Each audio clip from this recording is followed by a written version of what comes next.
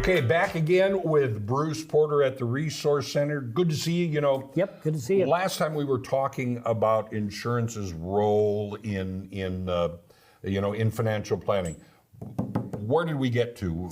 Well, last time we talked about risk. Right. We talked about, we basically insure the things that we love, the things that are important to us Right. And our family.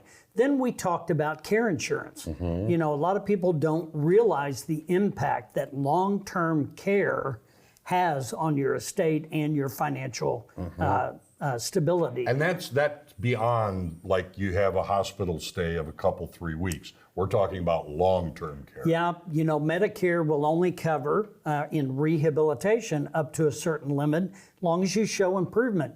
But people don't realize that your health insurance does not cover long-term care coverage. So, those are totally different aspects. And it's making sure you're prepared for it financially, because at an average cost of about $8,000 a month, it's significant. And so I think those are things that have to be discussed well in advance so that we can prepare with an expert one way such or as the yourself. other. That's right. Okay, where does it go from here? Because there are other things to protect. Yeah, so that leads pretty naturally into a conversation about insuring your money. Now, I don't say that flippantly. We insure things that are important to us, and money is one of them, because we work our whole lifetime to accumulate the wealth that we have. Some people have this much, some people have this much, but it's your wealth. Yes. Now, in retirement, I think there's a couple of things to consider.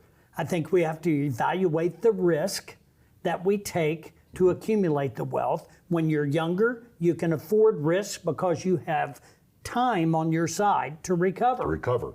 Absolutely. As you get older, it's only natural you do not have that time on your side. You cannot recover in a period of time.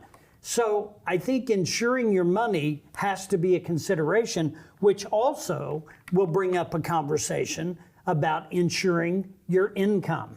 Okay. Now, I've often told people it doesn't matter how much you have, it's how much you have the ability to leverage indefinitely. I saw a lady that was 104 years old that skydived. I saw a video. Oh, good grief. And, consider yourself at 104 years old skydiving. Well, the first thing we got to figure out, how are we going to get there? Because it takes a lot of money to live that long. Yes, that's true. And so making sure that if you run out of principal, that you still have income flow, that's very important. Making sure that you have some tool that is going to provide stability, consistency in your ability to draw income. I think that becomes more important than your shiny investment portfolio that is up or down. Right. The tool that you're using, I think, is very important. I think you have to spend more time on safety, security, and protection than you do on growth and accumulation. Maintenance. Because, quite honestly, Tom, you're well past that. Yes. Now you're in the conservation years, the preservation years, and it's all about income. It doesn't matter how much money you have. If you spend too much too quick, you're going to run out. And we got to ensure that you don't. That's common sense. That's right. So, if you want more information, Yeah, exactly. You need to talk to someone like him, of course, because you offer, seminars and classes and all these kind of things that can help people learn how to protect their stuff. wealth. That's right. At the end of the day, we provide simple solutions in a complex world. There's lots of people that can take you down a rabbit hole Yes. and talk numbers all day long, and your head's going to spin, and you're not going to understand the investments they're talking about and why they're doing this, why they're doing that. I see it all the time in my appointments.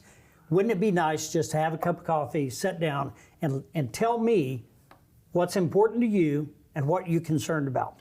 That's all I want to know. Okay, and a quick answer to this question. How many years have you been doing this? I'm approaching my 40th year, 4 decades. 40 years, you know, and if you've been doing this for 40 years and you're still in the business of doing this, That's right. you have to be doing something right. Well, Bruce I hope Porter, so. give Bruce a call at the Resource Center.